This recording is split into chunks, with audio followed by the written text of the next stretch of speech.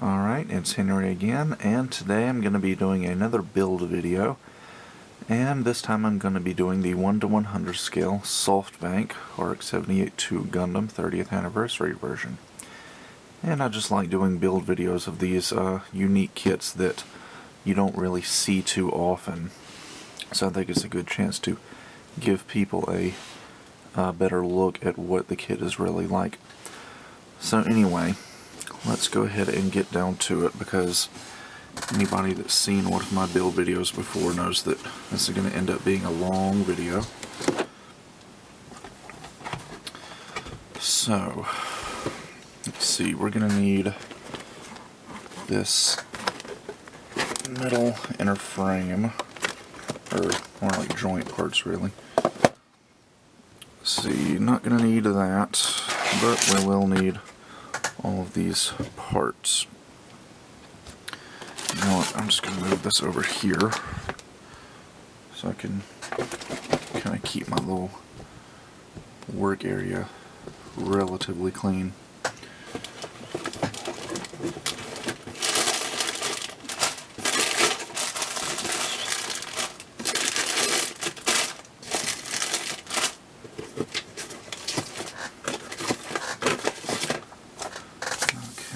Instructions. Let's get the camera at just the right angle, and let's get started. Alright, so this is after the unboxing video, so all the parts have already been removed from their bags and all that stuff. Let's see, where do I want to start? I usually start at the feet, and it looks like they actually start us off at the feet, so that's good. Alright. Wow, the glare from the lights is really, really bright. Let me just put that over there. See if that makes things a little bit better. Okay. So it looks like we're going to start off with this part, feet. Just for the sake of speeding this video up a bit, I'm not going to be cleaning up the nub marks. I'm basically just going to be snapping this kit together,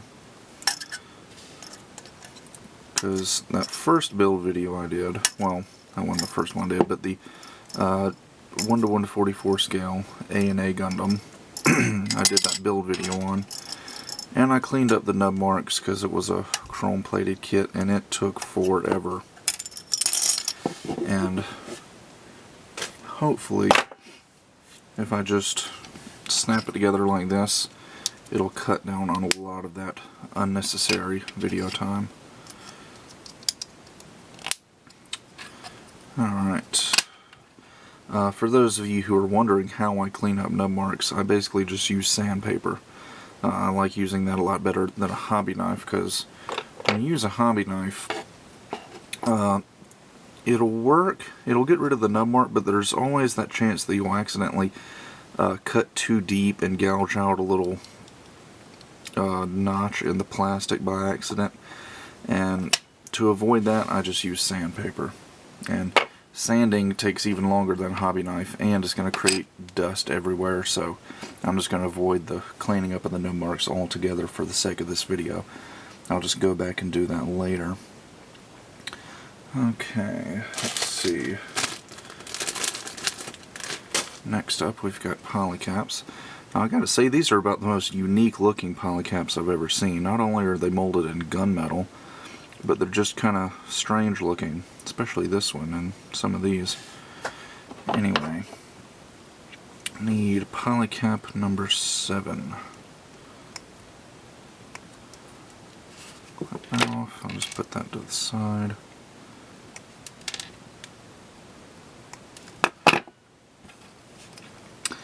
And it looks like this is going to go in like so. I don't think I've ever seen a polycap situated on a foot that way before.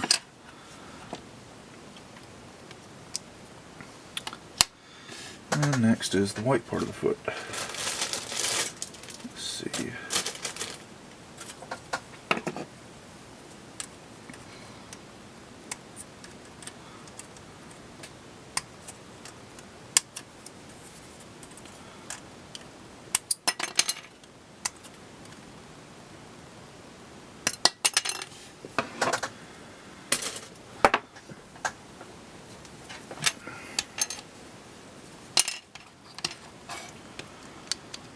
As you can notice already, the construction of this kit is relatively simple. I don't know, I hesitate to say that it's on par with the high-grade 30th Anniversary Gundam because it's a more complex kit than that, but it's not quite as complex as the real grade. So it's kind of a in-between. Anyway, looks like now we're going to get to work on this metal stuff. Open this up.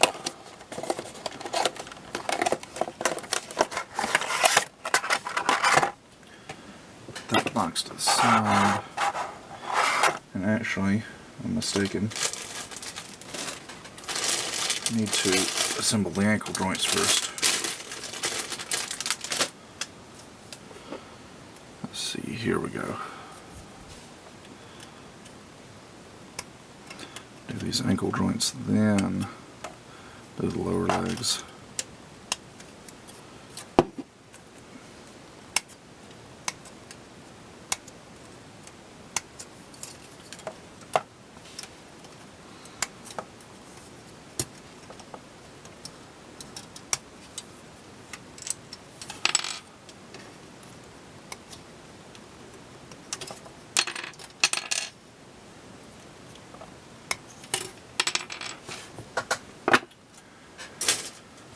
One of the good things I've noticed about this kit is that most of the kit is made out of polystyrene, which is the typical plastic you see Gundam model kits made out of. There's very little ABS plastic, which is good because you can't use plastic cement on ABS, which means that most of the kit being polystyrene means I can easily use plastic cement to fill in all the seam lines on this kit. So there we go, that's the ankle joint. As you can see, it's got a nice range of movement there. And then being on a ball joint right there, it'll even have a little bit of back and forth. Now let's open this guy up.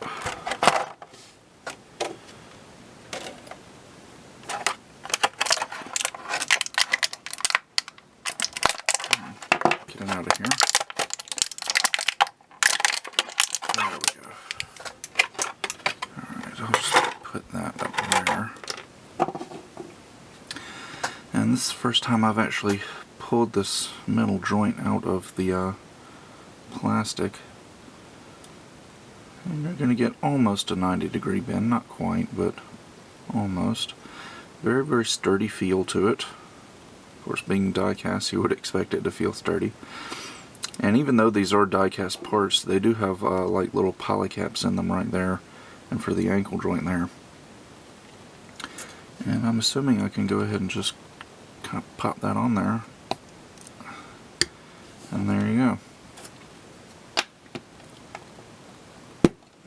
It's got a very nice metallic gunmetal color to it as well. You know, sometimes you'll get die-cast parts and they'll just be like flat black. Okay, looks like we've got to put on a few parts to this die-cast here. Move these legs out of the way.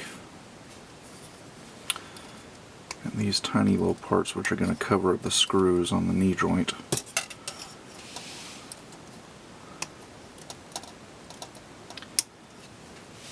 I wonder how many times I'm going to end up knocking over the camera during this video. I'm going to go ahead and guess 3. Because I know it's going to happen eventually. It happened 2 or 3 times when I was building the ANA Gundam. I just edited that out of the video. Let's see, we also need these parts right here. These are going to be the thighs.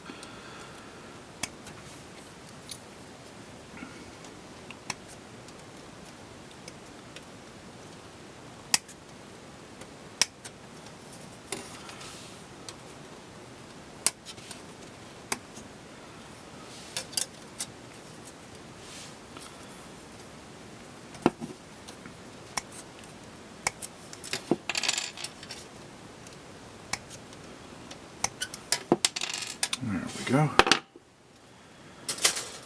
Alright. I honestly don't know why my video is so hazy and foggy looking. Because usually it's pretty clear, but I don't know if it's my lights, which I don't know why it would be the lights. They're the same lights I've always used. Or maybe I need to clean the lens, I don't know. It just seems a lot hazier than usual looking at my camera screen.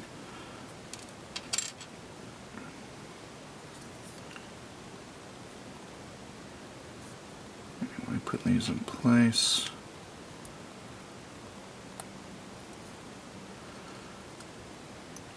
So I'm not even really sure why these parts were all that necessary. The screws probably wouldn't be visible on the completed kit anyway, once they were covered up with the white armor. Okay, it looks like these thigh parts are just gonna slide right on top like so. And there we go. Now I hear a lot of people don't really care for pre-assembled parts, like pre-assembled inner frames and stuff. That's one of the complaints I hear about, like Gundam One Year War version and version 1.5. Well, to be honest, it doesn't really bother me all that much.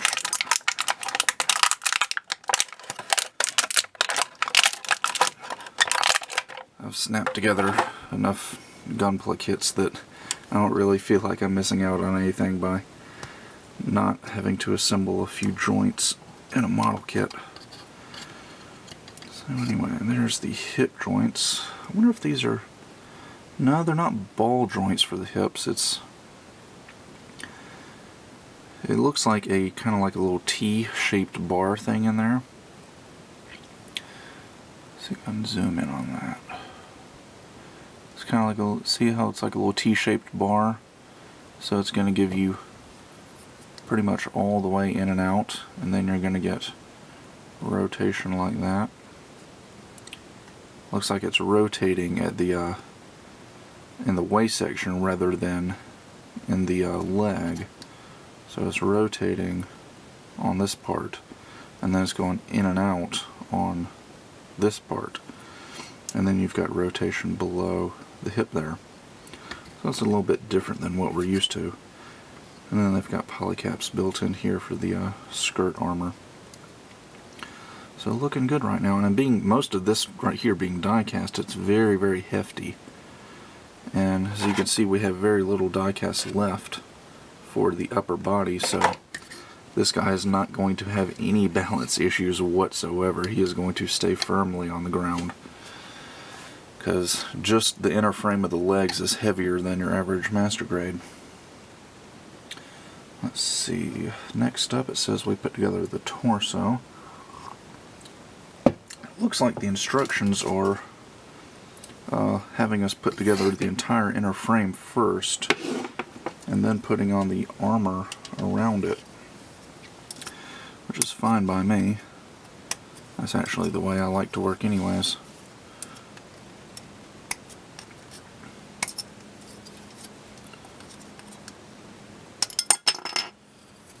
Yep. And there we go. Let's see, I think we've got some shoulder joints here. Yep.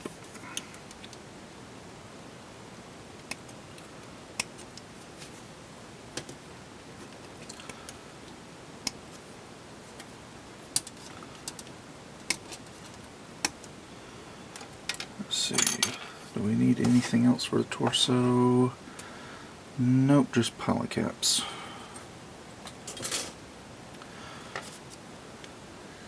And we are going to need this gigantic polycap right here.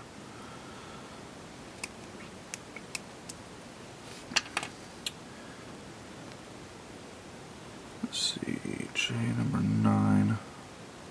There we go. That'll be for the shoulders.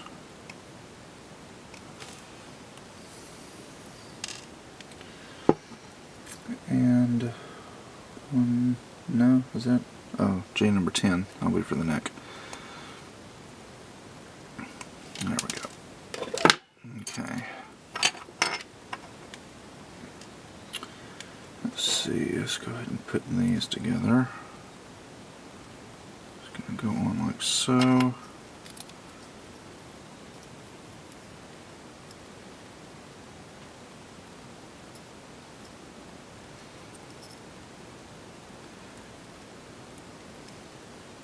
I think I did that wrong.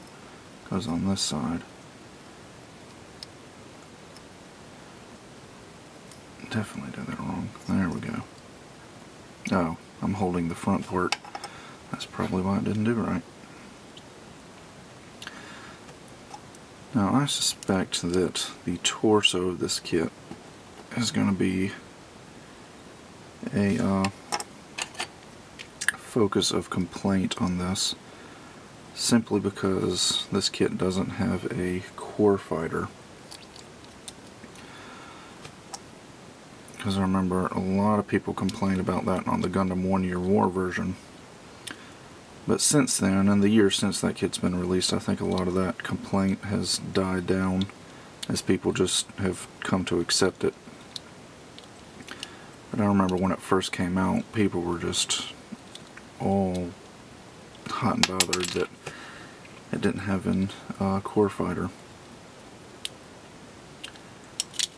I'm having a hard time getting these polycaps to line up.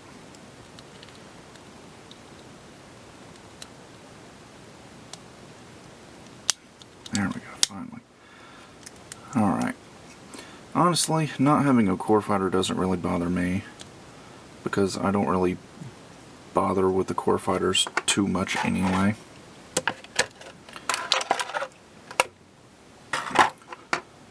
A nice gold die-cast part right here. That'll go right in the chest. You know, I'm not really sure about these gold chest vents. I mean, they look nice and all, but I'm thinking I may just paint over those.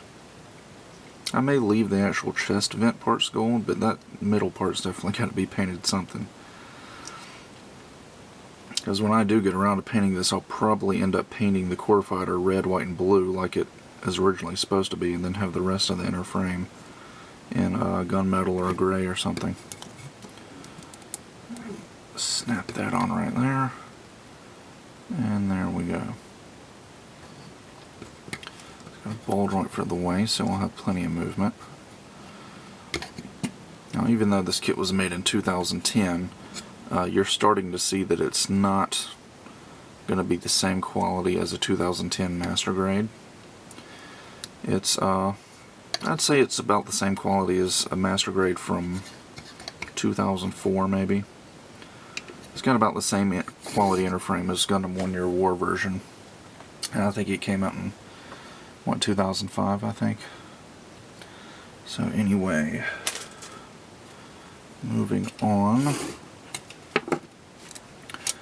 Go to the neck. I guess we'll do the backpack after that.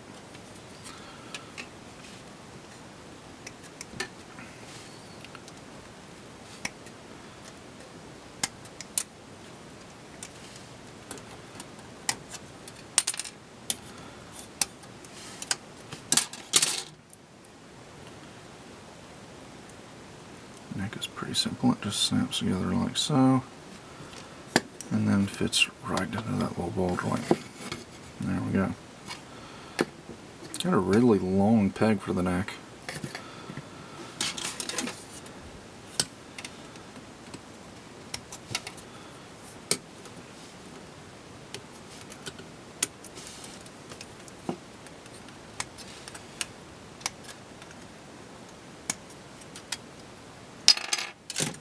Oops.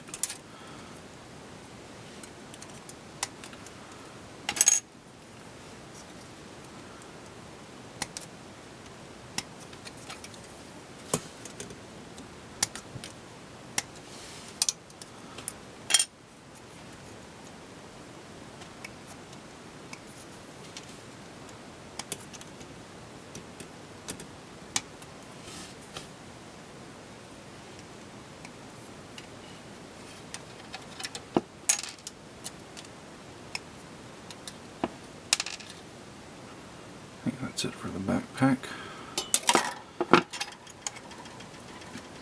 Oh, wait, we need one more part. Let's see.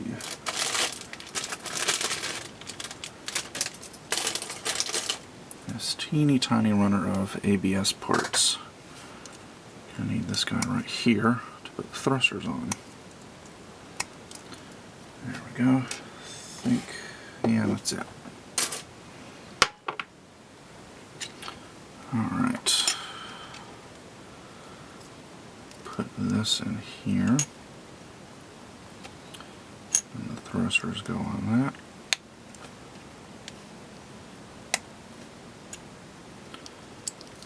Then, does this go on like that? No, it goes on the other way. There we go. So a nice detail on the inner frame of the backpack. And then we'll put the outer armor on top of that. There we go. And the thrusters can move up and down together. Actually, you know what? I'll have to take that off later, but I'll have to put that piece of blue armor up under that, but I'll just leave it on for now. Okay, let's go ahead and move on to the arms. I actually have to turn the page here. Alright, let's see.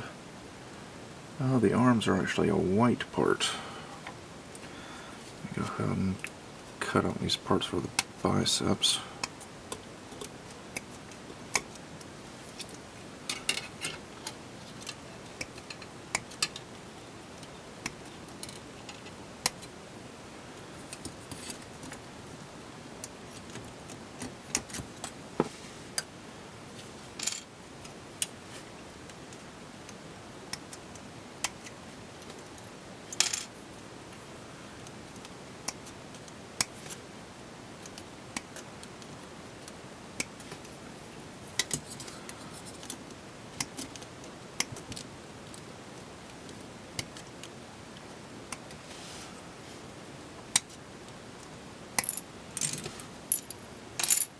Go.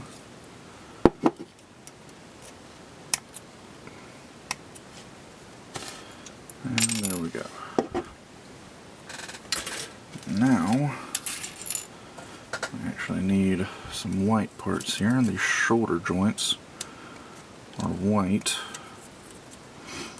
even though they're supposed to be white and gray, or white and gunmetal, or whatever.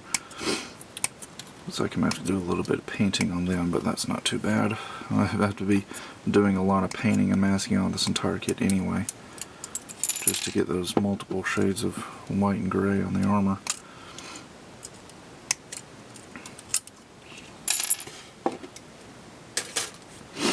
Alright, and last but not least, I need the very last of our die-cast parts, the forearms. Okay, now let's get some polycaps and we'll be ready to assemble these things. J3. 1, 2, 3, there we go.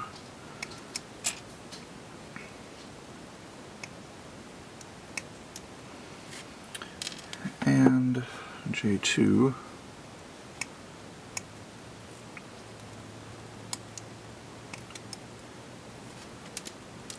There.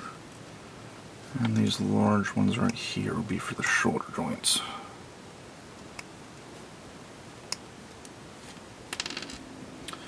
Let's see, is that everything? Nope, also need J1. A lot of polycaps on the arms.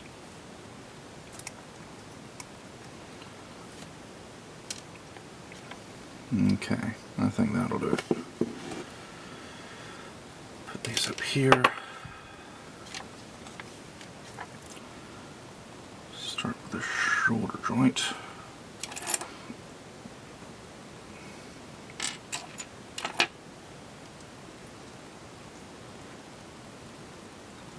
There we go.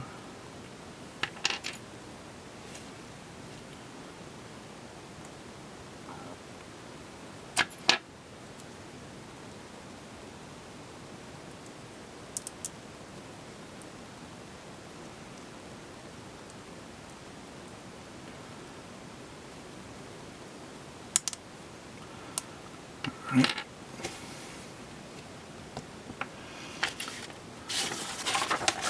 Move this manual out of the way. Okay, next up, I'm going to put this J1 polycap here in the forearm. Actually, I don't think I put it in there right. Well,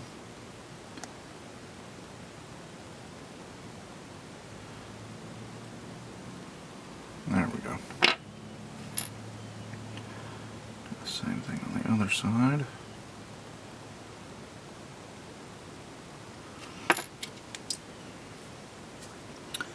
Let's see.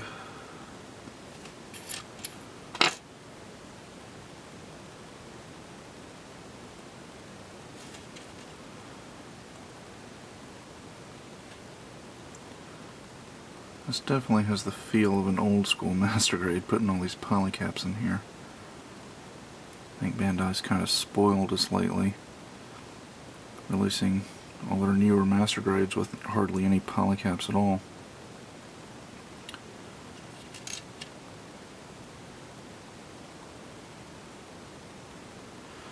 I can remember countless hours years ago building a Master Grade and having to put in dozens of polycaps all over them. And the Perfect Grades as well. Oh my god. You don't know about polycaps until you've built a Perfect Grade Oryx 78 or a Perfect Grade Zaku.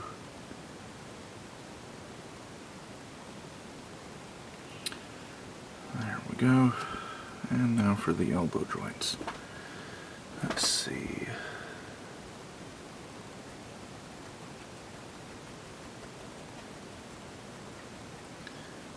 Can't really tell. Okay, yeah, I think it does go in like this. And this. I think will go on like so. And then we'll put this on top of it.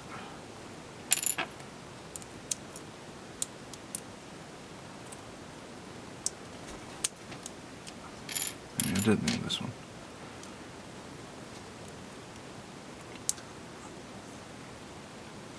Okay. And there's your elbow joint. Almost a 90-degree bend, not quite. Plug that in there. There's a little bit of a seam line right there on that bicep part. I'll probably have to go and fill that in.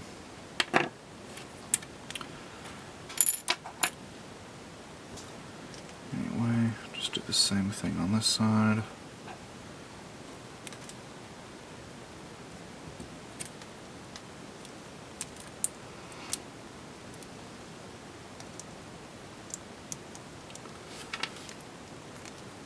And there we go. Got two complete, well, almost complete arms. Still got to build the hands. Luckily the hands won't take very long because they're fixed pose. And our metal end frame is coming along quite nicely. Okay, let's do these hands really quick. I think I'm just going to put the closed fist on here for right now.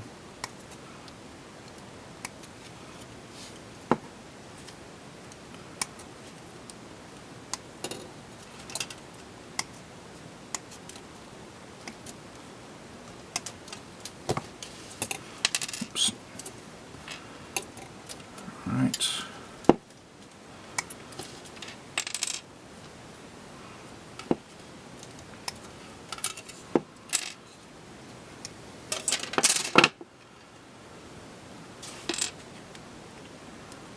And I've always really been a fan of closed fists on a model kit. Even if it's like a Master Grade that has posable hands and you can, you know, just close the fingers and make a closed fist. An actual fixed pose closed fist is always going to look better in my opinion. It just looks more natural. So, I don't know, I'm just one of those guys that would rather have 6 pairs of fixed pose hands than 1 pair of posable hands. Anyway, last part of the inner frame is, of course, the head. Now I have to say, the inner frame of the head on this kit looks pretty nice. It looks about as good as the inner frame head on Master Grade Gundam 2.0. Okay, I need some red parts. Well, a red part.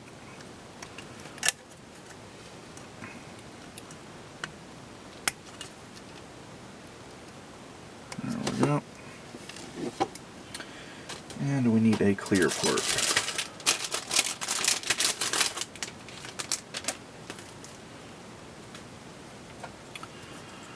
Right here, whoops. You saw that. First time dropping the camera. Probably won't be the last. This clear part out right here. And there we go. Let's see, does the head have any polycaps in it? Yes, it does.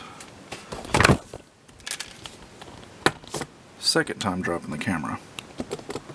I honestly didn't think it would come so soon.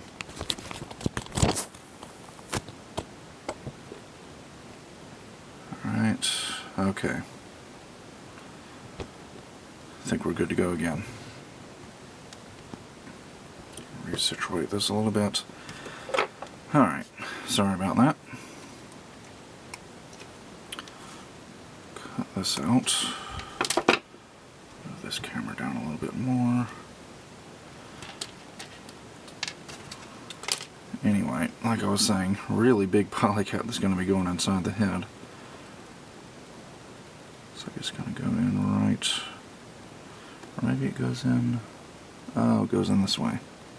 Okay. There we go. And then the eyes are going to go in like this. And snap the two halves together. The little red beard on there, and there we go. Very, very nice inner frame for the head. Put that on the neck joint, and there we go. That's actually kind of funny. The peg for the neck is so long you can actually kind of extend it out, give him like a giraffe neck or something. So, really nice neck movement on this kit. Wasn't expecting that.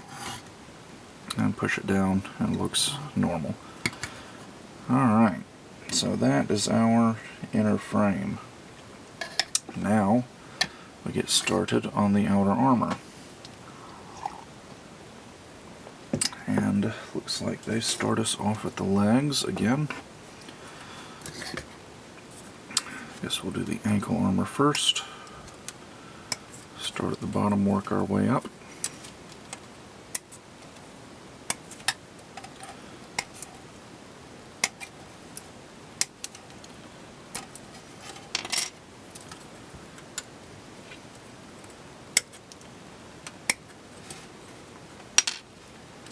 I gotta say, the only part of this kit that I'm worried about painting is the gray areas inside these little minus molds right here, because as you can see inside there it's just white right now, but I'm going to have to end up painting that black or gray or gunmetal or something, and that's going to be a pain in the butt to do. I honestly don't know that masking is even capable of doing that, so I'll probably end up just doing it with a teeny tiny little paintbrush. So I'm just kind of have to be super careful to make that look as neat as possible. The one complaint I do have about this kit is that it does have several seam lines on it. I already talked about one on the bicep, but it's got one on the ankle armor, and there's going to be another on the back of the leg, as you'll see in just a minute.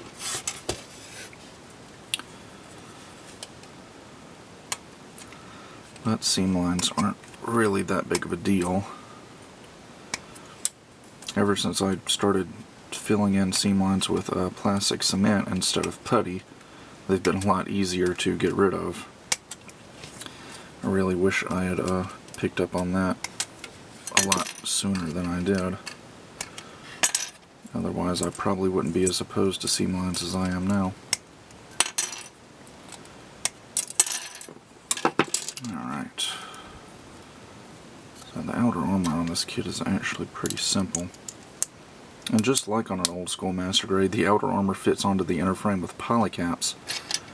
You know, on newer Master Grades, they just have little plastic slots that they fit into, but on the older Master Grades, you fit the outer armor on into little polycap joints.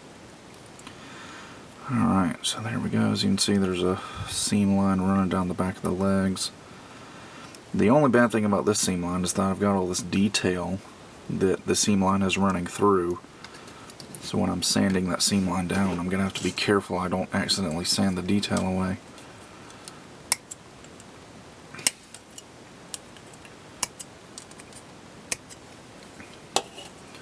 Luckily, there's no such problem with the front part of the legs.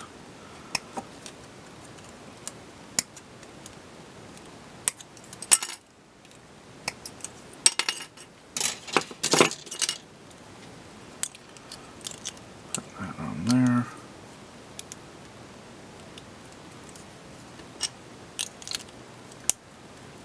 And there we go. I gotta say, I just can't get used to the feel of this die-cast inner frame. It feels incredibly sturdy. I mean, I don't think I've felt a model kit that felt this solid since Master Grade New Gundam. And even then, the Master Grade New Gundam only had die-cast for like the ankle joint and the hip joints. But this guy's got it through almost half the entire inner frame. Okay. Put this leg armor on. I wonder if this is right and left specific. Doesn't look like it. No, I don't think it is.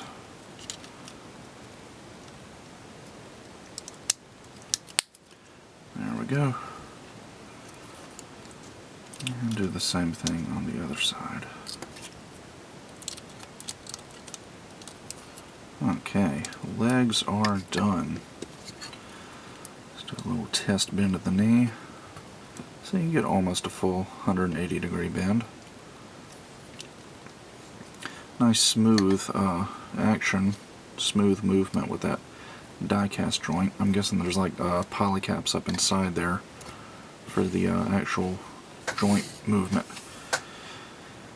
Okay, so turning the page of the manual. And next we're moving on to the skirt armor. And we've got 2 polycaps to put in. The last 2 polycaps. Something else we haven't seen in a long time on a Bandai kit. These old polycap ball joints for the skirt armor. Those used to be on every single high grade and master grade, but nowadays you hardly see them at all. Okay, this one goes on the front. No, I was mistaken. This one goes on the back. There we go. And this one goes on the front. Alright. Move him. Skirt armor over here. It shouldn't take very long. Actually, you know what? I'm going to do these crotch pieces first.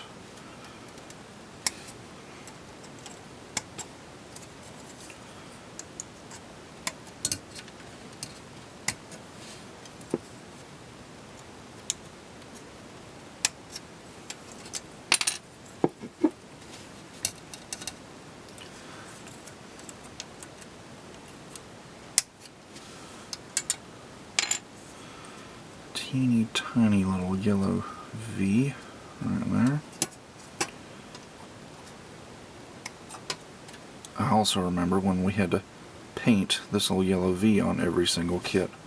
Didn't come molded in yellow. And this little red part right here.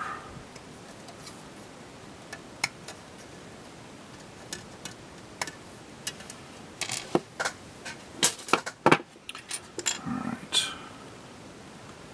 We'll just put that right there. And this in here. And there we go.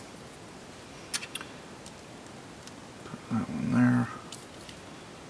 Alright, now let's move on to the skirt armor.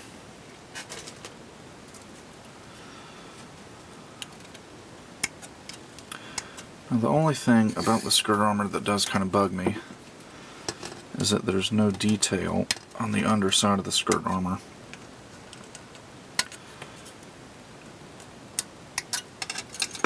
The Master Grade Gundam 1-Year War version didn't have any detail on the bottom of its skirt armor either.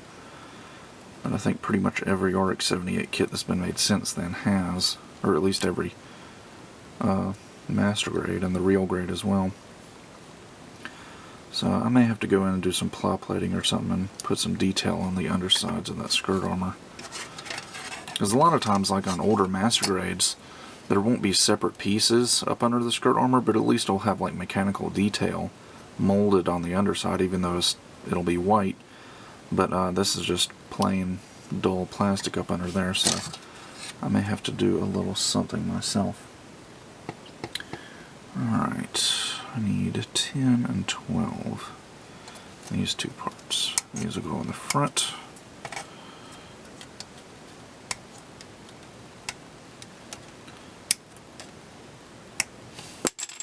Although, they do have a little bit of mechanical detail here on the front of the skirt armor that's going to be covered up by that yellow piece that nobody's ever going to see. Alright, and then I need numbers 6 and 8.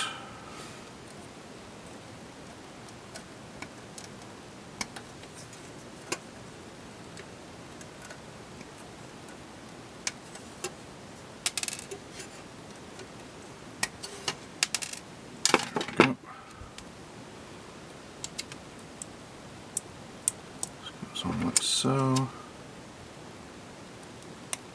and there we go. And since it's a polycap joint in there, we can just pop that in. Well, maybe not. Pull this crotch piece out a little bit. No, it's really not wanting to go. Damn.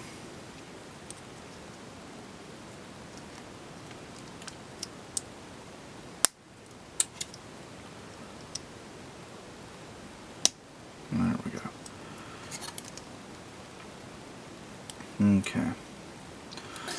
I'll just do the same thing on the back, which means I might as well take that off.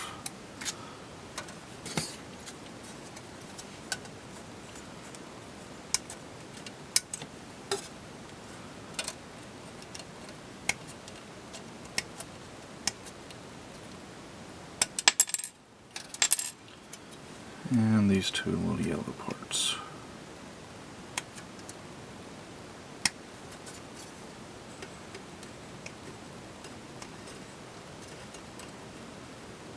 There we go.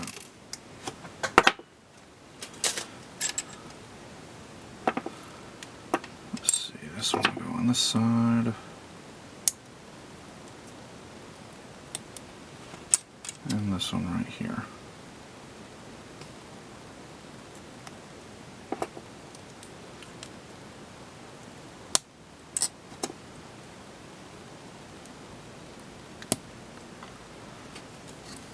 Okay, and with the skirt armor done, now we can move on to the torso. And for the torso, I'm going to go ahead and take the backpack and the arms off. Might as well take the head off as well. In fact, I'm just going to take the whole torso off. There we go. And we'll just work with this. Alright, first up, we're going to be doing these red parts.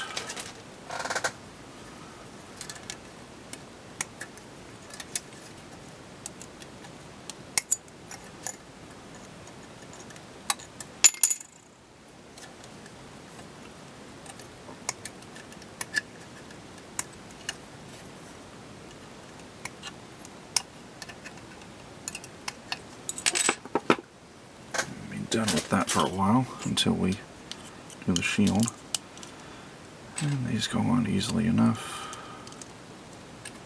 Just snap on like so, and I can't tell if that's a seam line or if that's a panel line that's supposed to be there. I'll have to look at the real grade and see how it's done on that kit, but I may have to fill that in, I don't know. Anyway, moving on, let's see. I need these yellow chest vents.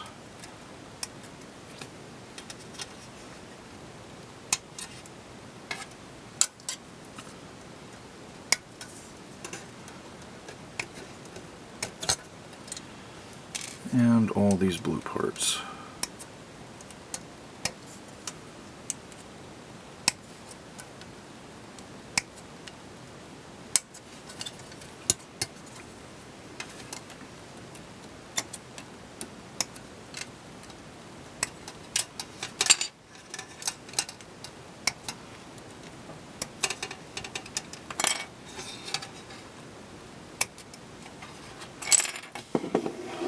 Now I don't think the cockpit hatch is openable. Drop the camera for a third time. So I've already met my estimate. Anyway, like I was saying, I don't think this cockpit hatch is openable. No, it's not. It's just a separate part, kind of like on the 1/48th mega size model. Anyway, these chest vents are actually pretty nice. As you can see, they're cut through between the slats. And we're just going to put these up inside the blue part there.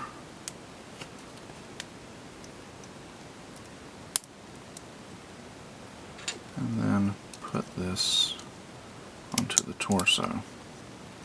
Just like that. Put the back piece on. Cockpit hatch, as you can see, got a nice little gray and gold core fighter down inside there. So when I get around to painting, I'll probably paint that red and blue and white and make it actually look like a core fighter. If you look closely, you can see some of that gold through the slots of the chest vents. Not sure how well it's showing up, but it is down there. And this will just go on like so. Wow, that looks really kind of weird. Not entirely sure I did that right. Oh, I see. I did something wrong. The cockpit hatch does open. I was missing a piece. This piece.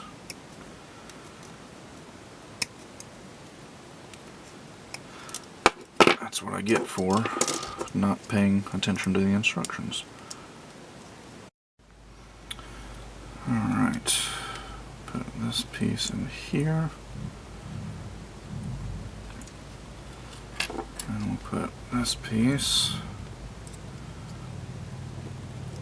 in here.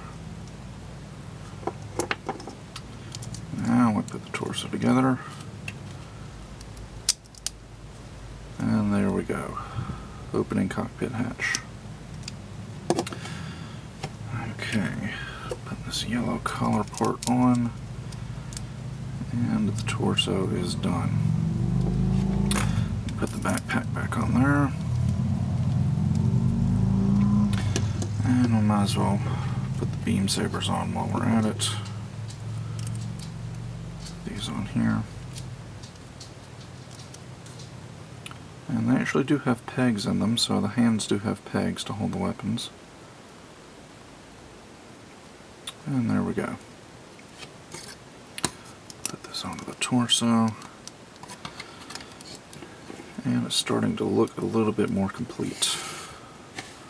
So let's move on to the arms, which hopefully shouldn't take too long. The armor on the arms is about like it was on the legs.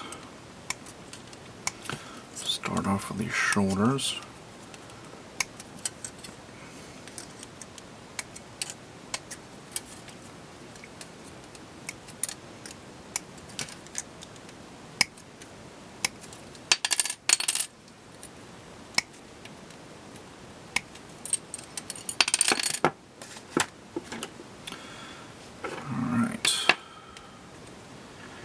And this is relatively simple right here. It's just two halves that snap on like so.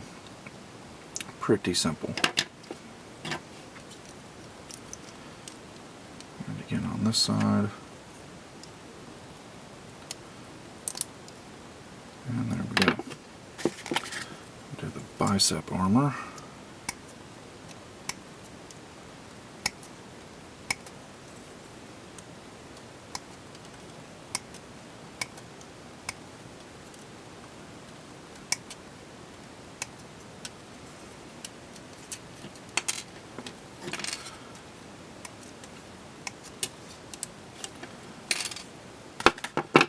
Let's see. Actually, let me look at the instructions. I can never remember how these parts go on. Okay, this one goes on the front, and this one goes on the back. There we go.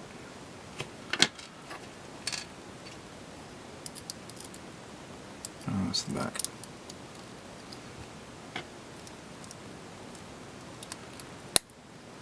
There. Moving on to the forearms.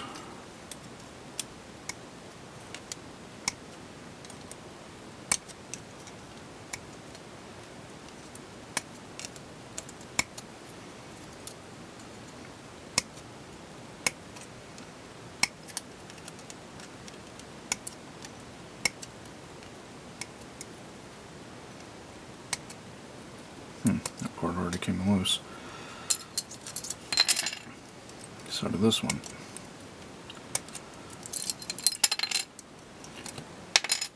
Anyway, that does it for that runner. And we put the forearms on here. Huh, I just realized that the hole for the shield is on the back of the arm instead of the side. I wonder if that's going to create any posing problems with the shield. We'll find out. It all depends on the shield's mounting mechanism for the arm. Anyway, put those on there. They'll click into place. And we are coming along nicely. All we got to do now is the head. Head doesn't have too awfully many parts.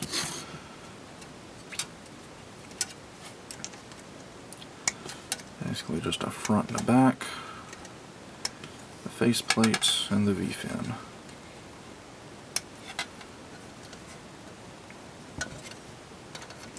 I really like the fact that the vents on the side of the head and the vents on the faceplate are punched through on this kit.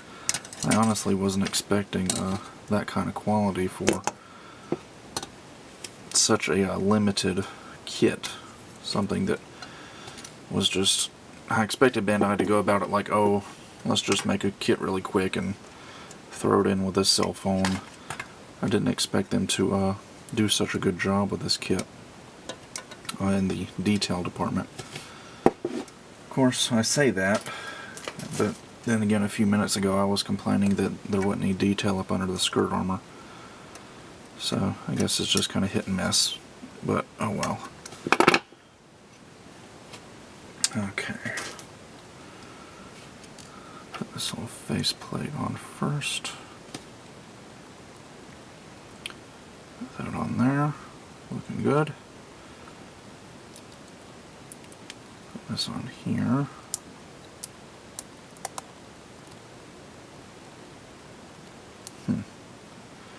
Right, I did and get that lined up properly.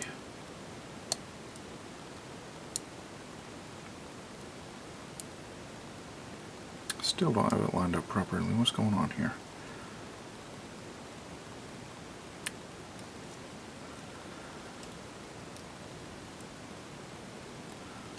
Could be.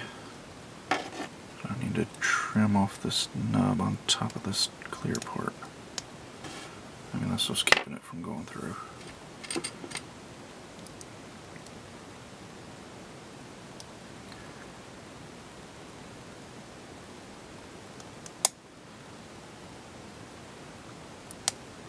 There we go. I think we got it that time.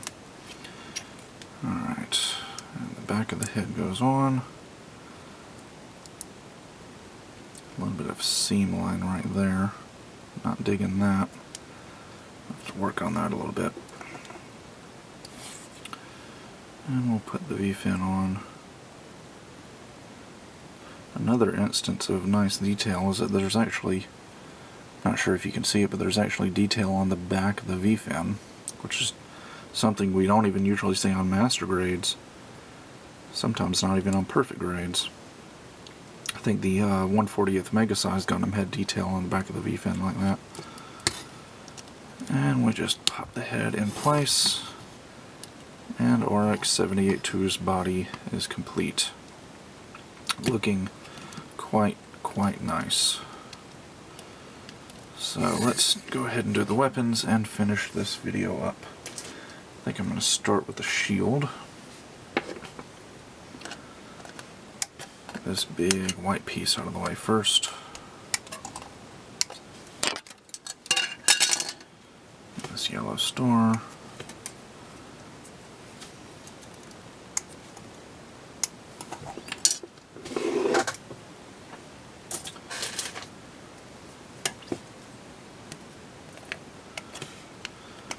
Now, one thing I noticed is that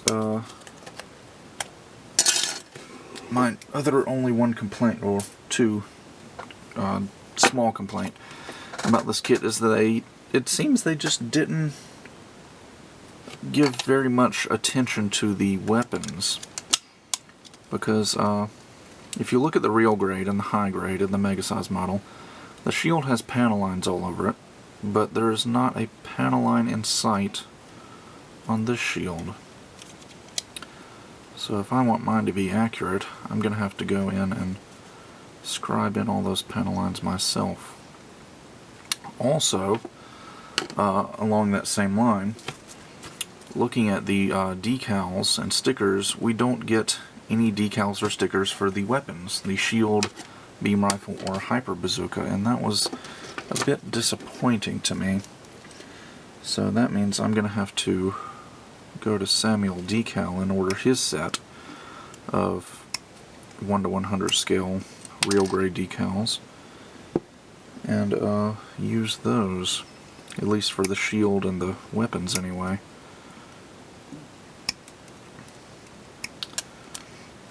Alright, put this thingy here. And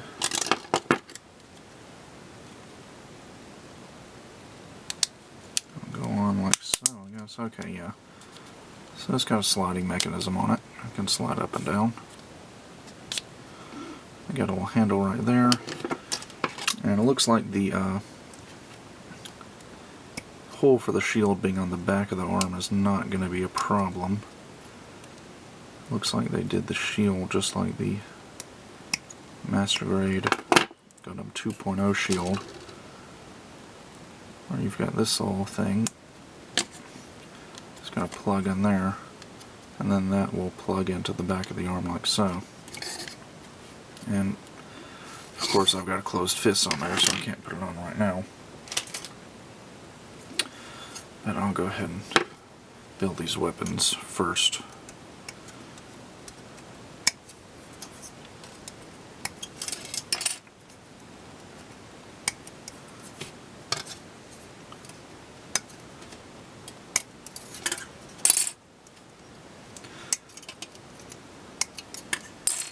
Not sure if it's just me, but I don't know, weapons are always the most,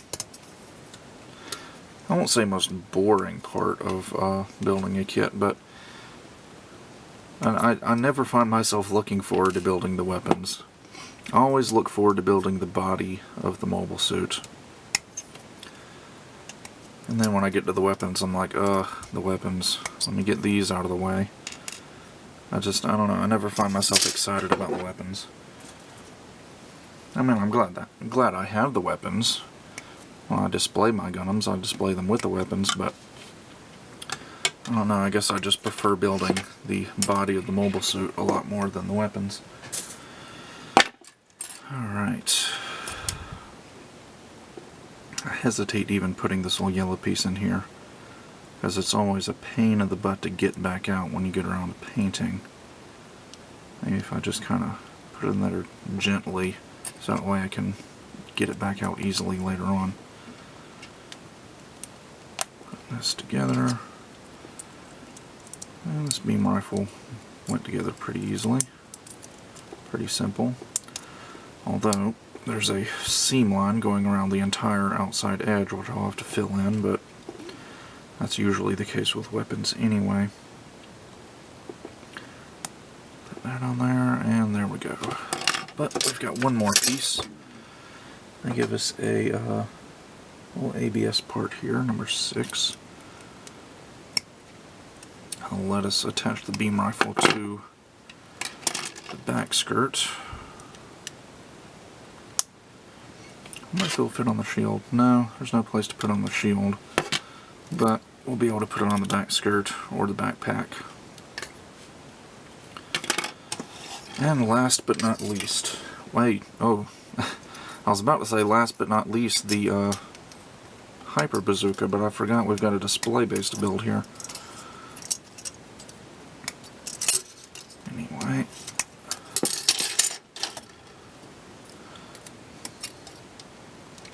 Another minor disappointment about this kit is that the Hyper Bazooka is molded all in gray. So I'm going to have to do some masking to paint the barrel white.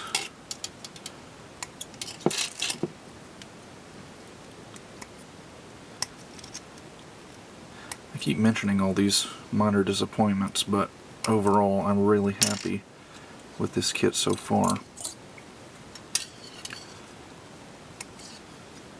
Okay, I think that does it for this runner. To the side.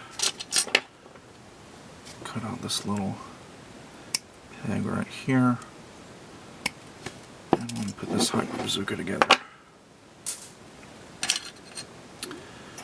Alright, I think these two halves are just going to go together like so.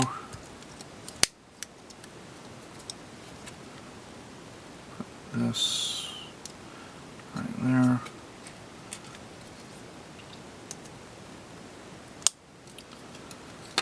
And this little thingy will go on here.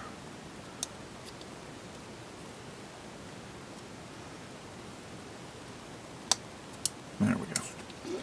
And of course this little bar on the top. Alright. Now we are ready to build that display base. Alright, I'm going to move this stuff out of the way. Turn to the display base page in the manual. And according to this, it actually looks like you can charge the phone from this display base, if the phone had been included with mine, but it wasn't. But it shows here where you can put the phone charger and run it up through the front of the display base and actually use it as like a charging dock, so that's actually kind of cool. Okay.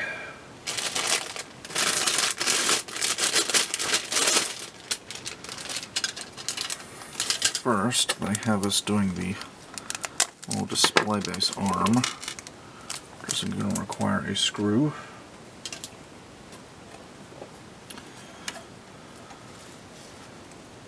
Cut this thing out.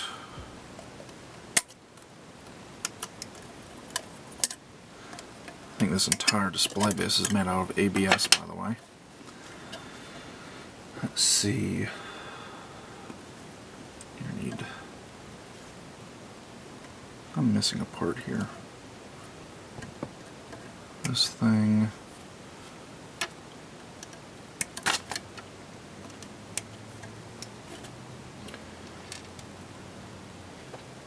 Maybe it's on the other runner.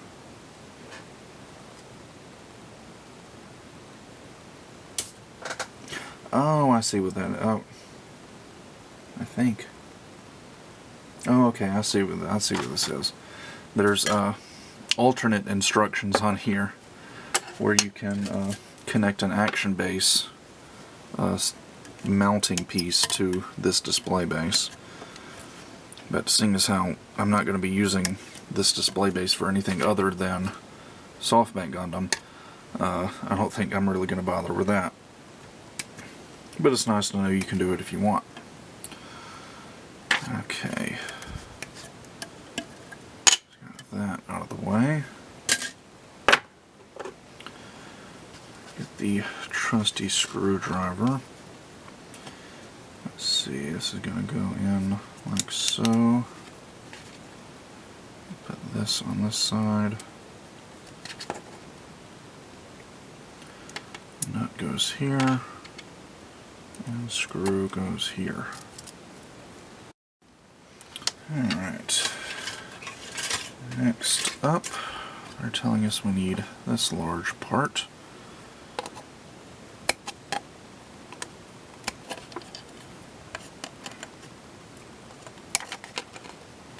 There we go. And these other large parts.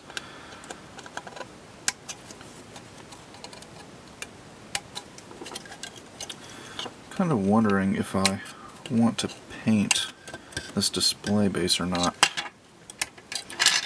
Most of the time I don't bother painting display bases, but it is something that's crossed my mind before.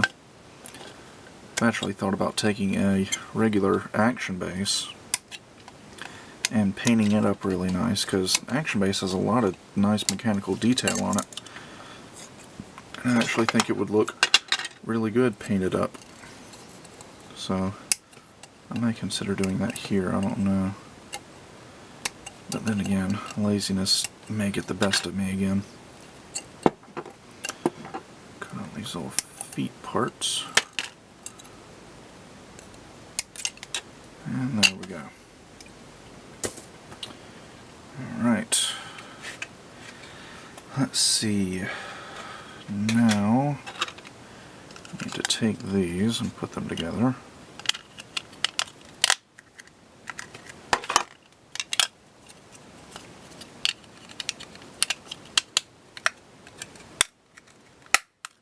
There we go. And these are going to fit onto this large part. Like, wrong way, of course. That. As you can see, there's a little hole where the cord will go through for charging the phone. And then we need this large display base part here, and looks like this will just kind of lock into place. And there we go. Move all this out of the way. And it'll be like that. And you can take these foot parts and put them right here. Got a little bit I can move around, rotate. You can put RX-78's feet on them, kind of like a launch catapult. Or I can take this part we assembled first, and let's see, this clips into here. This will go on there. And it looks very, very similar to the display base that came with Master Grade XS Gundam. And take this out, and you've got 4 little notches you can put it in, so you can put the display base at different angles. And it's just got kind of a little cradle here, There's not really a hole that fits in there, but that'll just fit on like so. If I can get it situated correctly.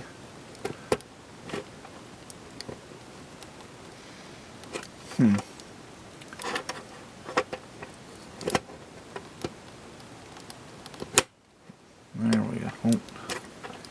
Don't tell me I put this thing on backwards. Knowing me, I probably did. Yeah, I think I put it on backwards. Lovely. Well, you get the point. I'm not going to bother changing it on the video. Point being, RX-78 on his little display base. I wonder if my phone will fit on here.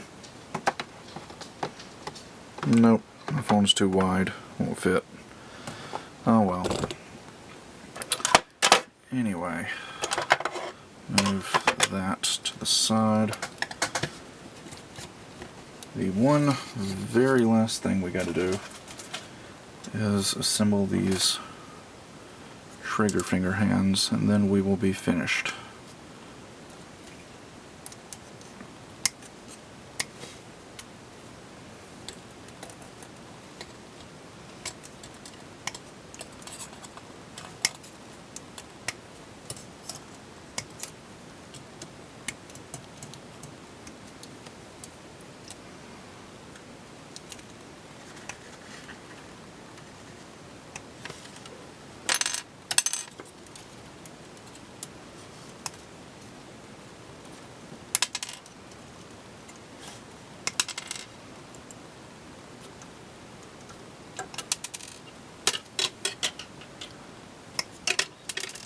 Alright.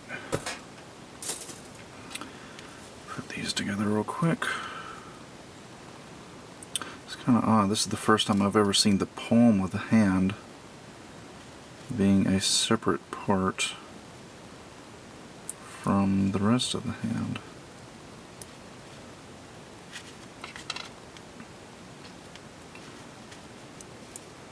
There we go. And I'll just go ahead and take this beam rifle, plug it in right there, and put that in, and there we go. Nice looking trigger finger hand.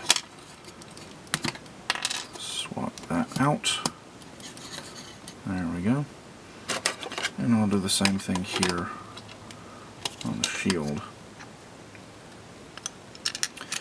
Although it looks kind of awkward having the shield being held by a trigger finger hand, but that's the only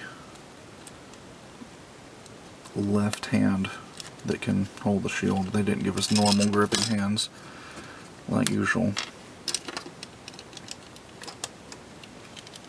Alright, put that in there. Although, I guess I could have just had the shield not being held by the hand and just had it supported by this connector on the back of the arm.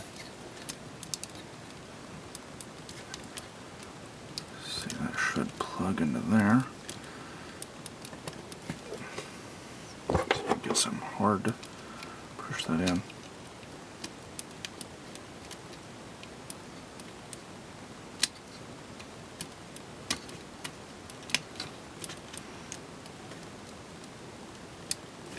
I think that's in about as far as it's going to go. Anyway, shield connected, beam rifle connected. Why not? We might as well connect the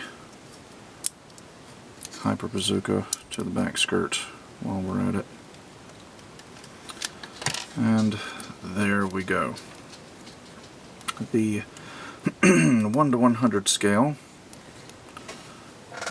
SoftBank RX-78 II Gundam is now finally complete. I appreciate those of you who have stuck through this build video through the entire length, and I especially appreciate those of you who like these kinds of videos. Even though it may be boring to some, to others it might be pretty enjoyable. So that about does it for this video, and with that, I'll see you guys next time.